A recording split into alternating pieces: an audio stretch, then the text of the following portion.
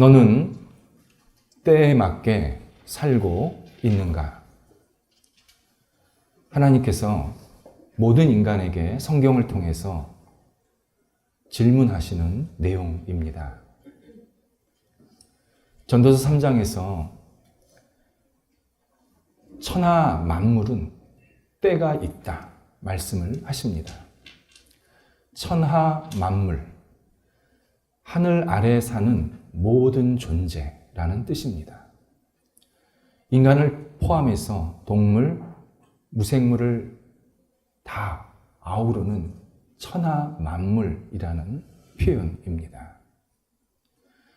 모두는 때에 적절한 행동을 하면서 살아야 된다라고 말씀을 하십니다. 그러면서 특별히 인간에게 이런 질문을 하십니다.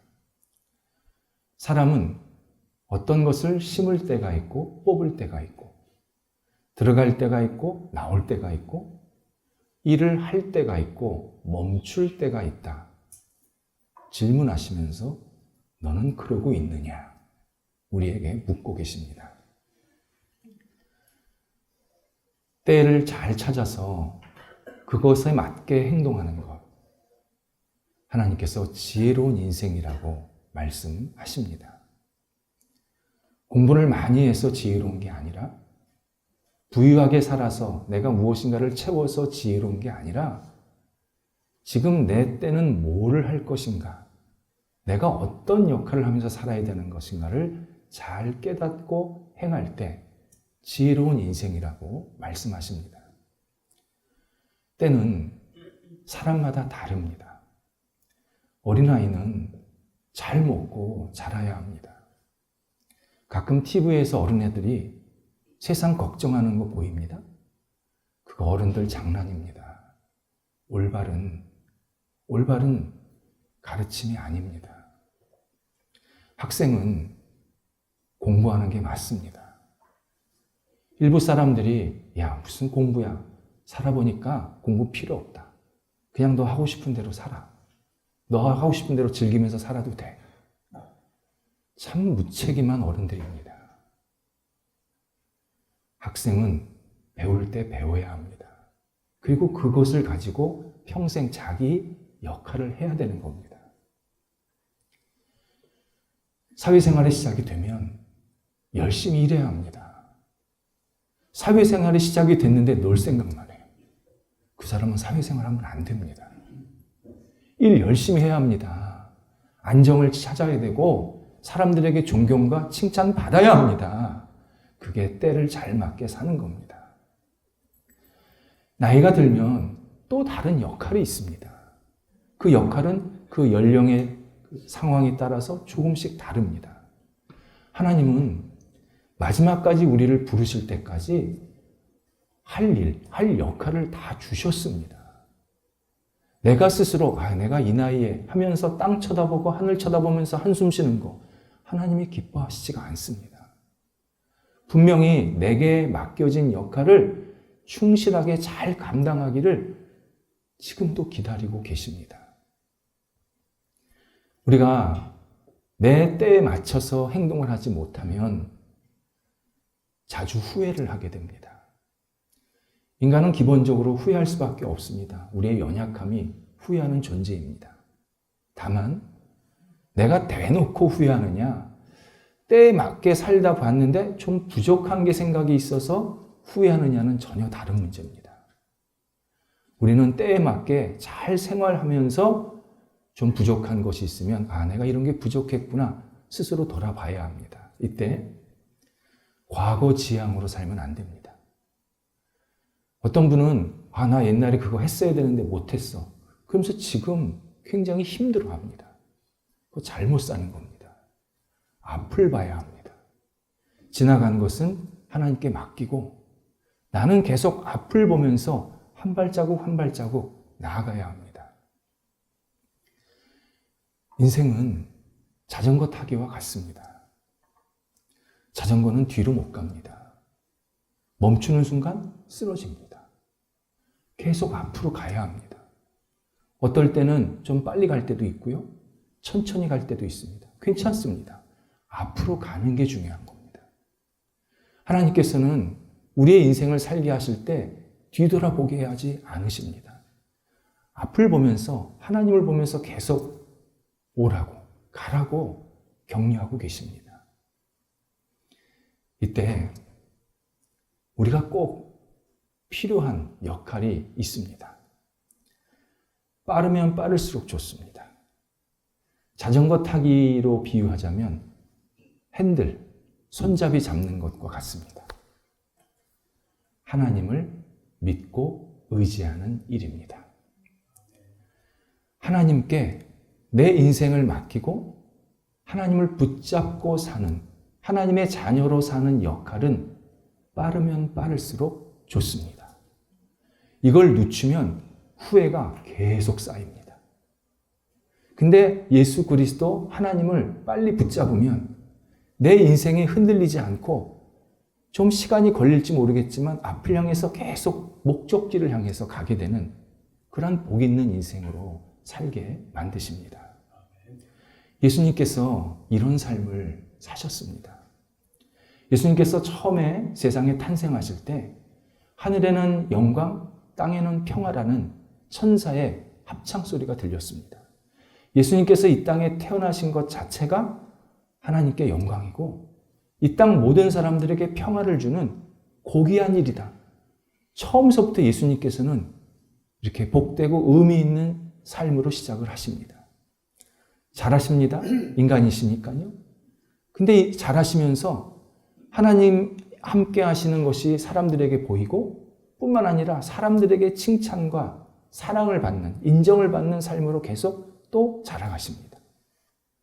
그리고 공생애가 시작이 되었을 때 때에 맞춰서 가실 곳을 가시고 만날 사람을 만나시고 구원을 베푸실 사람에게 베푸시고 그러면서 계속 하나님 나라를 확장해 가십니다. 예수님께서 때에 맞춰서 계속 움직이시려고 할 때 동기가 있었습니다. 구원. 한 사람이라도 부르셔서 하나님의 자녀 되게 하시고 하나님의 주시는 구원과 영생을 얻게 하시려고 계속 사람을 만나시고 찾아다니셨습니다. 어떤 지역을 가셨습니다. 어떤 사람과 대화를 나누셨습니다. 기적을 일으키십니다. 예수님께서 때를 잘 사신 결정적인 동기가 바로 구원이었습니다. 사람 세우는 거, 살리는 일이었습니다. 예를 들어서 요한복음 7장에서 예수님께서 갈릴리 지역에서 사역을 하시다가 예루살렘으로 넘어가십니다. 이때 시기가 초막절이라고 나옵니다. 초막절, 가을입니다. 이제 곧 겨울이 다가옵니다. 예수님께서는 예루살렘에서 겨울을 몇 개월 동안 나시면서 예루살렘 시민들, 유대인들에게 말씀을 전하시고 천국을 전하시고 기적을 일으키시고 하나님의 자녀로 삼으시는 이 일을 하신 겁니다. 예루살렘에서. 예루살렘 시민들, 예루살렘 유대인들이 구원에 소외되지 않으라고 너희들도 얼마든지 하나님의 자녀가 될 수 있다고 기회를 주시면서 그들에게 계속 복음과 그리고 기적을 일으키시면서 하나님의 자녀로 만드십니다. 물론 많은 유대인이 거부를 했지만 예수님 꿋꿋하게 그 거부에도 불구하고 사람들을 만나시고 복음을 전하십니다. 예수님 예루살렘에 거처지가 없으셨습니다. 물론 갈릴리에도 없으셨습니다. 근데 갈릴리는 제2의 고향입니다. 예수님의 고향이 나사렛인데 그 나사렛이 속해 있는 데가 갈릴리입니다. 그러니까 주변에 좀 아는 사람이 있었던 겁니다. 그러니까 제자들과 당신이 머무실 때 주변 사람들이 좀 도와주었습니다. 갈릴리에서는. 그런데 예루살렘은 그 당시에 가장 큰 도시였습니다. 대도시였습니다. 대도시. 이미지가 딱 오지 않습니까? 차갑습니다. 사람들이 자기 살기 바쁩니다. 옆 사람 신경 안 씁니다. 그런 예루살렘에서 수개월 동안 겨울을 보내신 겁니다. 굉장히 헌신과 희생을 하신 겁니다. 힘드셨습니다. 그래도 계속 복음을 전하시고 기적을 일으키시고 사람을 만나셔서 사람들에게 구원의 역사에 동참하게 인도해 주셨습니다. 우리가 때를 잘 살려고 할 때 동기가 중요합니다. 나를 통해서 사람이 살아나야 합니다. 그게 때를 잘 사는 겁니다. 때를 잘 사는 게 내가 적당한 때에 어떤 일을 해서 내 유익과 어떤 내 탐욕과 욕심을 이루려고 하는 일을 잘하는 게 때를 잘 사는 게 아닙니다. 우리 흔히 세상에서 저 사람은 참 기회를 잘 타고났어, 이런 얘기 하지 않습니까? 그건 인간적인 이야기입니다. 진짜 때를 잘 사는 것은 내가 어떤 그 때를 따라서 행동을 했을 때 나를 통해서 누군가 구원에 들어오게 되고 사람이 살아나고 사람이 세워지고 사람을 그의 역할을 할 수 있도록 도와주는 그 때를 사는 것. 그게 진짜 지혜롭게 때를 잘 사는 사람의 모습입니다.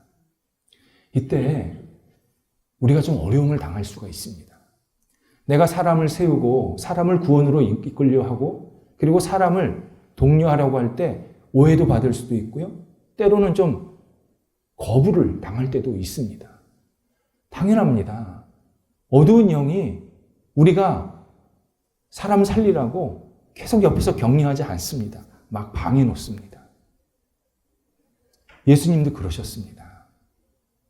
예수님께서 그렇게 헌신하시면서 희생을 하셨는데 막상 유대 지도자들이 예수님을 거부합니다. 처음에는 예수님을 안식일을 지키지 않았다, 안식일을 어겼다, 율법을 어겼다라고 말하면서 거부를 시작했는데 나중에는 예수님 자체를 핍박합니다. 그분의 존재를 인정하지 않습니다. 예수님께서 구원자라고 하셨고 하나님의 아들이라고 하셨고 하나님과 동일한 분이라고 말씀을 하셨는데 유대 지도자들은 그 말을 들으면서도 예수를 막 핍박하고 결국은 돌로 치려고 합니다. 요한복음 8장에서는 돌로 치려고 하는, 죽이려고 하는 장면이 한 번 나오고 10장에서는 지금 끝 마지막인데 2번 나옵니다. 2번 나옵니다. 그러니까 예루살렘에서 몇 개월 보내시는 기간 동안에 3번씩이나 죽음의 문턱을 넘으시는 겁니다. 그런데 예수님께서 잡히거나 돌에 맞지 않으셨습니다. 왜요? 때가 안 되었기 때문입니다. 지금 예수님께서는 더 많은 사람들을 구원하셔야 했습니다. 더 많은 사람들을 만나셔서 복음을 전해야 하셨습니다. 그래서 하나님을 알고 하나님 안에 돌아올 사람들이 더 많이 있었기 때문에 계속 다른 지역으로 다니시면서 복음을 전하시고 사람을 만나셔서 하나님의 나라를 확장시키고 계십니다. 인간이 아무리 계획을 세워도요, 때가 되지 않으면 이루어지지가 않습니다.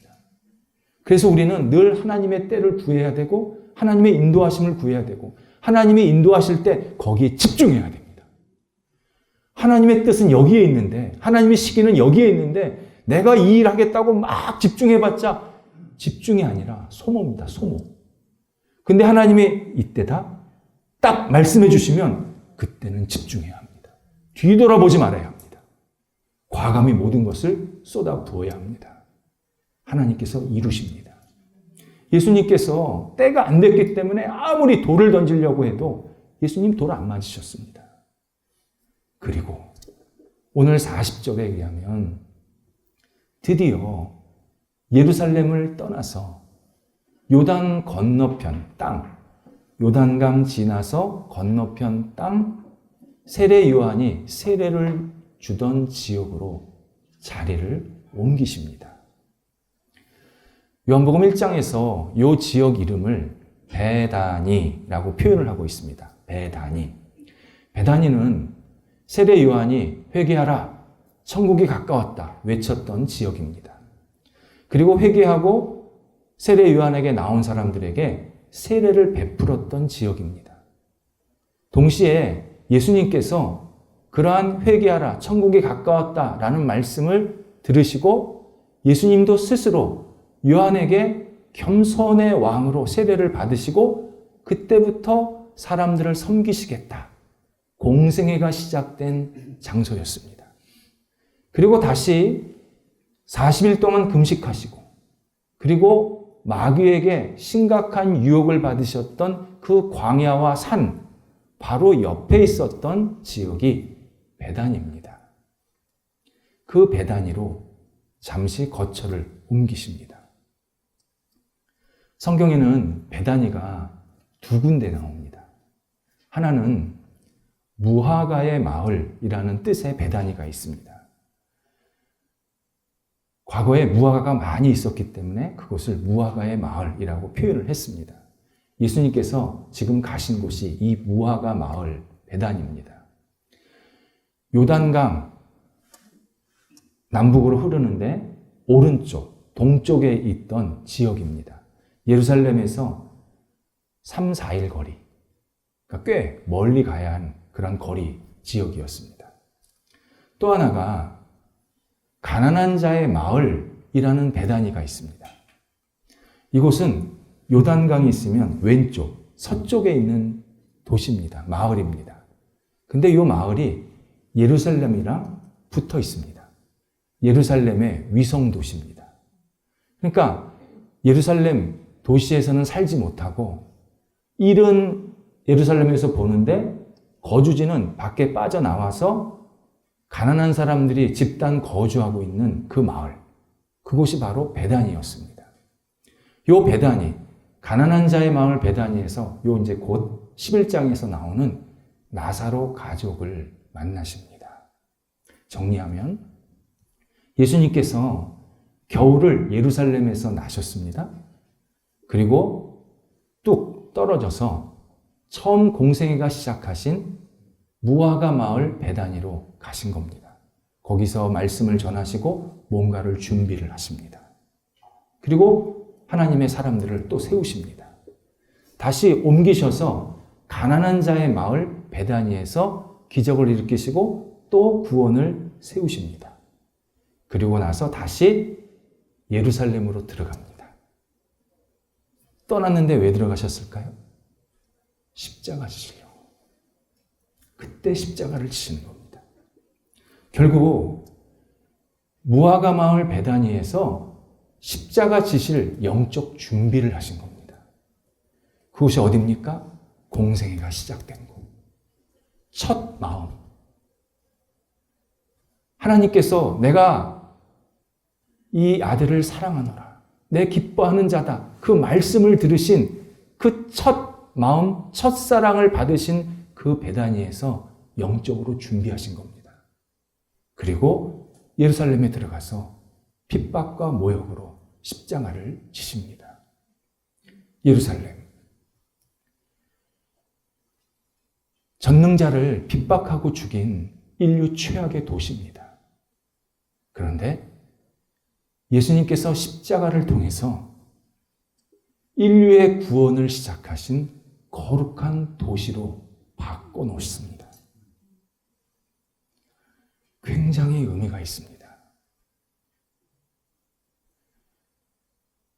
하나님께서 우리 영혼과 가정과 우리 모임, 그리고 우리 조국 대한민국 함께 하셔서 인도하시면 악이 선으로 변합니다.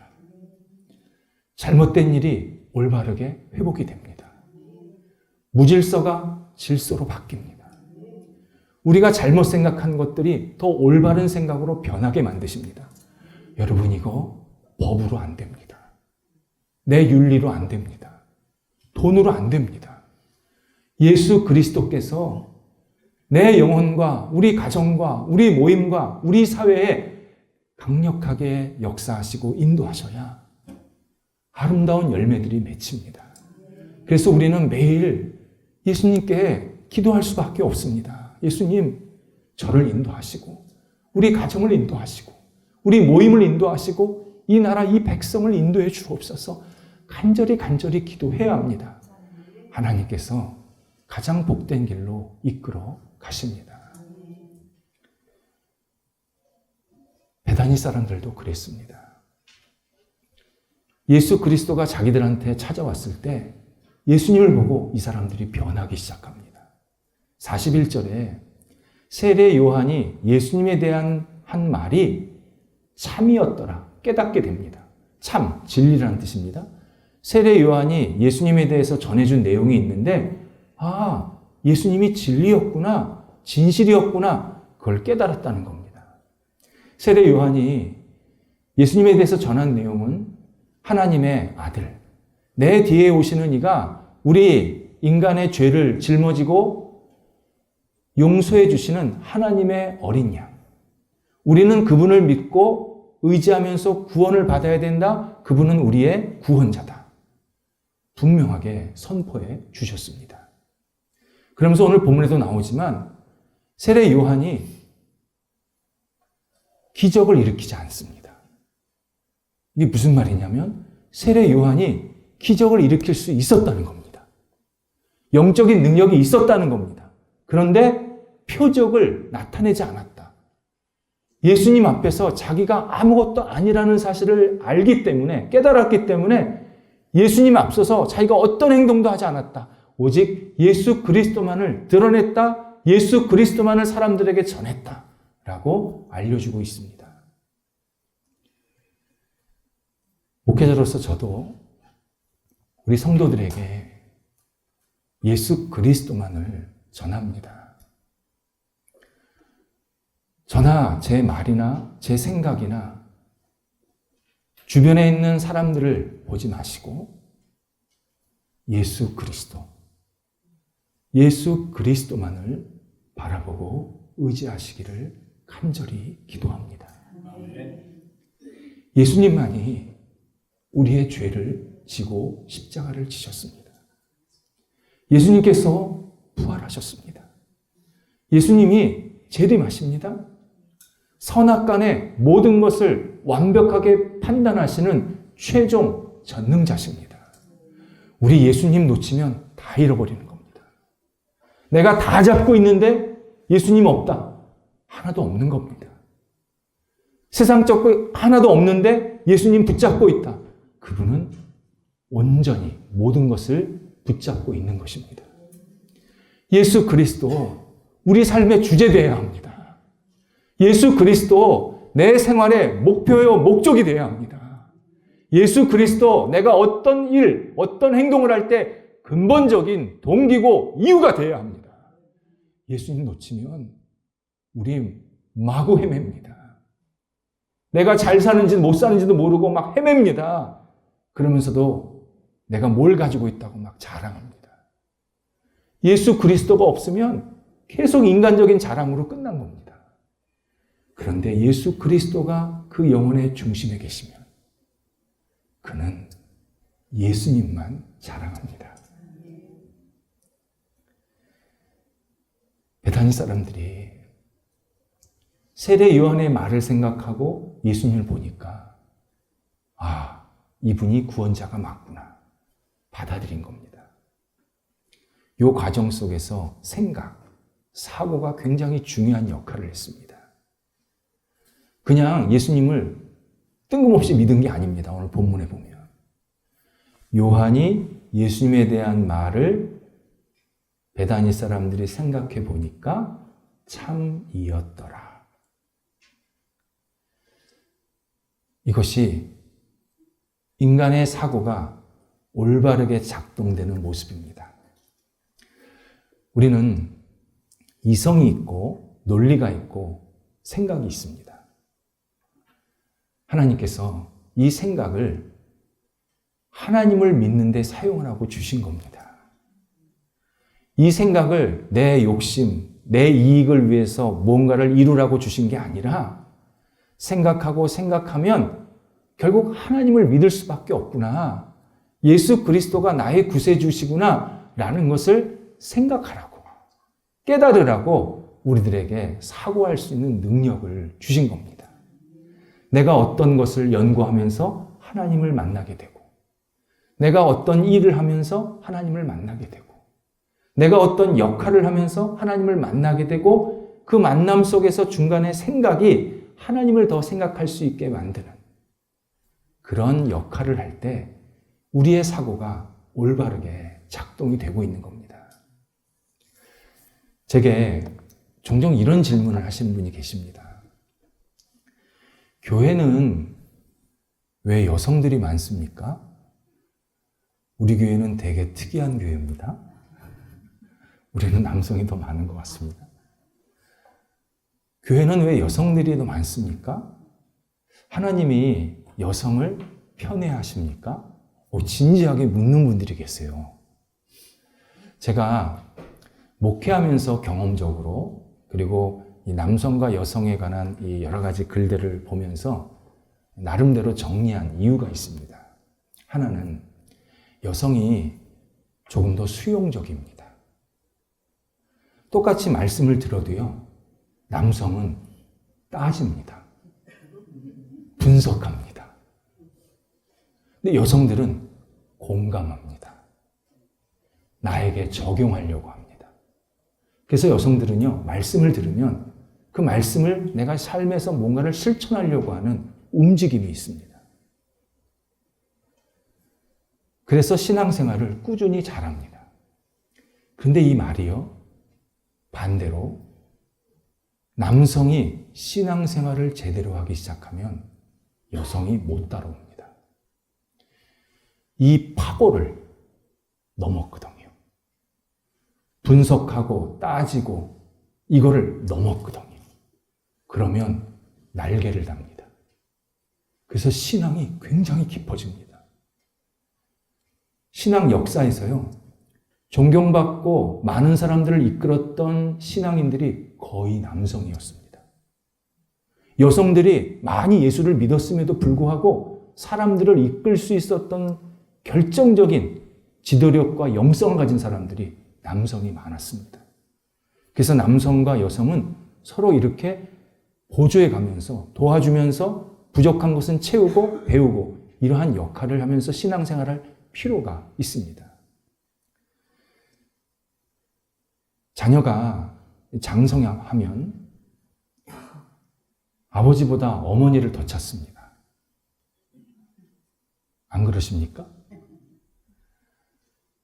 아버지는 잘 지내지? 엄마 바꿔줄게. 잘 지내라. 끝. 말이 5분이 못 가요. 5분이. 엄마는 미주알, 고주알 다 들어. 그랬구나. 그래, 네가 힘들었어. 야, 네가 그런 좋은 일도 있었네. 아유, 참 훌륭하다 너. 아이, 너 왜 그랬니? 미주알, 고주알 다 들으면서 다 그냥 받아줘요. 그러니까 자녀가 장성해서 이제 자기 생각도 있고 막 사회생활하면 이 엄마 이야기 듣고 싶어서 나도 얘기하고 싶고 엄마도 얘기하고 그러면서 서로 이 소통이 잘 됩니다. 남성들이요, 배우셔야 합니다. 여성들에게 배울 게 있습니다. 또 여성들은 남성들이 가지고 있는 진중함도 또 배우셔야 합니다. 그래서 서로 신앙생활을 잘 해야 합니다. 두 번째는 지금은 조금 상황이 바뀌었지만 남성이 대부분 가정 경제를 책임졌습니다. 아마 저희 세대만 해도 거의 그런 사람들이 많았습니다. 남성은 밖에 나가서 일하기 바빴어요. 그러니까 온통 생각이 뭐였냐면 밖에서 내가 일 처리 어떻게 해야 될까? 내가 누구를 만나야 될까? 이 일을 어떻게 해결할까? 지금 꼬여 있는데 이걸 어떻게 풀까?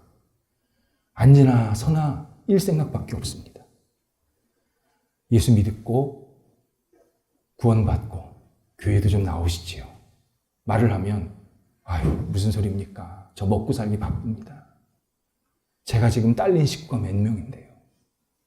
제가 지금 할 일 많습니다. 저 지금 신앙생활에 대한 여력이 없습니다. 저 좀 놔두세요. 저 이거 할 일 하고 난 다음에 그때 가서 한번 생각해 볼게요. 그래서요, 남성들에게 신앙생활이라는 게 전혀 들어가지가 않아요. 완전 관심 밖이에요. 근데 여성들은 자기의 인생을, 가정에서죠, 자기의 인생을 생각하고 식구들 한 사람 한 사람을 생각하는 시간을 갖습니다. 우리 가족이 화목했으면 좋겠습니다. 우리 누구가 마음이 편안했으면 좋겠습니다. 이 일이 잘 됐으면 좋겠고 우리 식구 한 사람 한 사람이 다 건강하면 좋겠습니다. 그러다 보면 그 생각 속에 빠지다 보면 누구를 생각하게 되느냐? 하나님을 생각하게 됩니다. 이건 자연스러운 과정입니다. 하나님이 우리 영혼을 그렇게 설계해 놓으셨습니다. 내 인생에 대해서, 내 주변 사랑하는 사람들에 대해서 생각을 하면 반드시 하나님을 생각할 수 있도록 만드셨습니다. 어떤 분이 내 인생에 대해서 생각하고 그리고 내 주변에 사랑하는 사람에 대해 생각했는데 하나님이 아니라 다른 종교, 일반 철학에 막 빠지는 경우가 있습니다. 이유가 있습니다.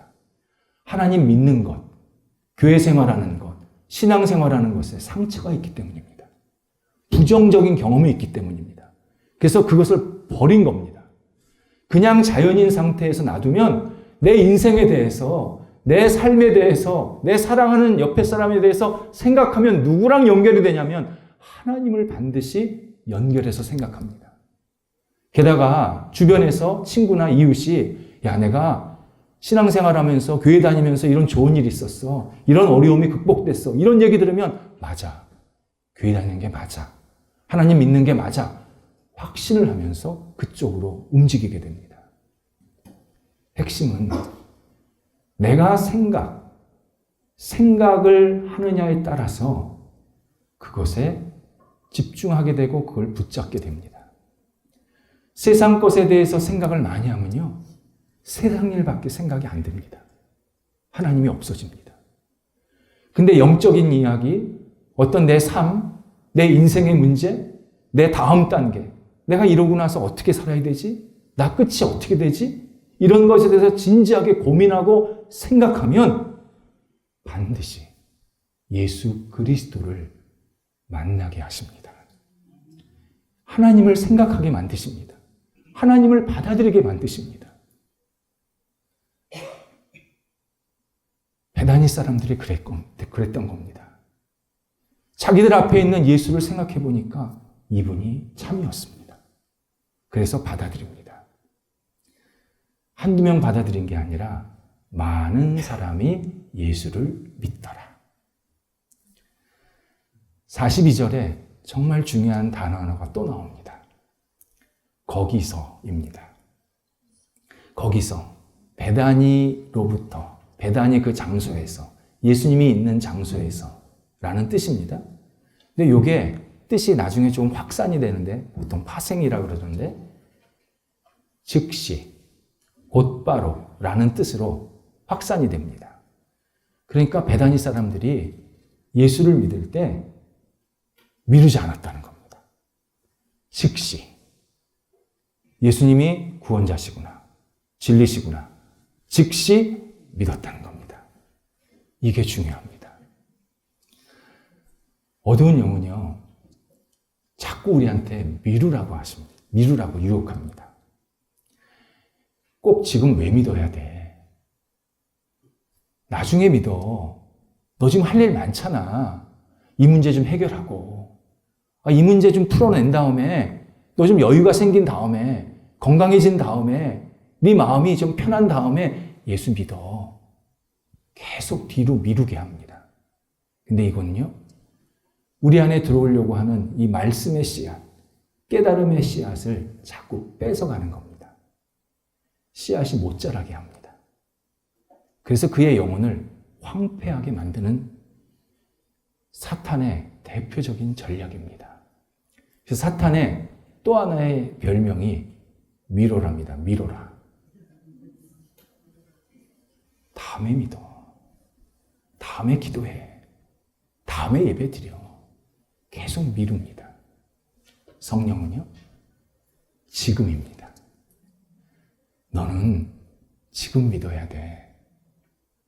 예수님께서 너 오랫동안 기다리셨어.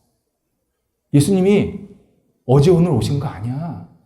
네 앞에서 오랫동안 네 문을 두드리고 계셨어. 네가 깨달았니? 예수가 구원자라는 것을 알게 되었니? 받아들여. 받아들여. 지금이야. 계속 우리들에게 지금 예수를 믿으라고 독려하고 계십니다. 우리가 진지하게 예수 그리스도를 믿으면 하나님께서 놀라운 반응을 하십니다.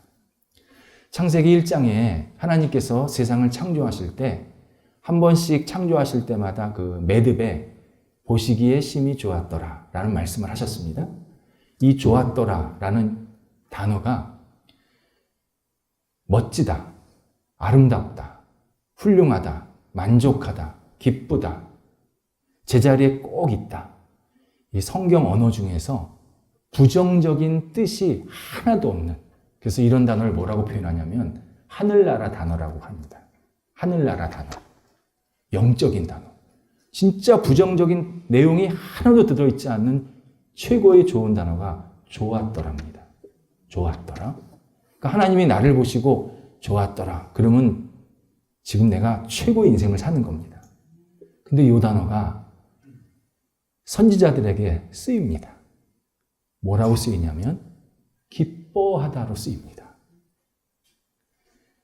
너의 하나님 여호와가 너로 인하여 기쁨을 감추지 못하신다.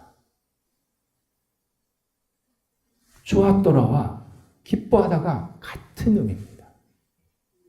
우리가 하나님을 진지하게 믿고 의지하면 하나님께서 우리를 기뻐하시는데 세상을 창조하실 때 가졌던 그 기쁨을 우리들한테 가지신다. 이게 하나님의 영광입니다. 하나님의 영광이 내가 대단한 일, 큰 일을 해서 영광 받으시는 게 아니라 예수 그리스도를 진심으로, 예수 그리스도만을 전심으로 믿고 의지할 때 하나님께서 세상을 창조하실 때의 기쁨, 내가 너 때문에 기쁨을 감추지 못하겠다, 우리에게 고백하십니다. 기도하겠습니다. 하나님, 예수 그리스도 영원한 우리 영혼의 주인 되어 주시고 예수 그리스도 위해서 저희들의 삶이 날마다 일어나게 하여 주시옵소서. 주께서 주신 이 때를 소중히 여기면서 저희들이 해야 할 역할들을 신실하게 감당하게 하시고 하나님이 기뻐하시는 모습대로 주님과 동행하면서 하나님 영광 돌려드리는데 뒤처지지 않는 하나님의 백성들이 될 수 있도록 저희들을 붙잡아 주시옵소서. 예수님의 이름으로 기도드립니다. 아멘.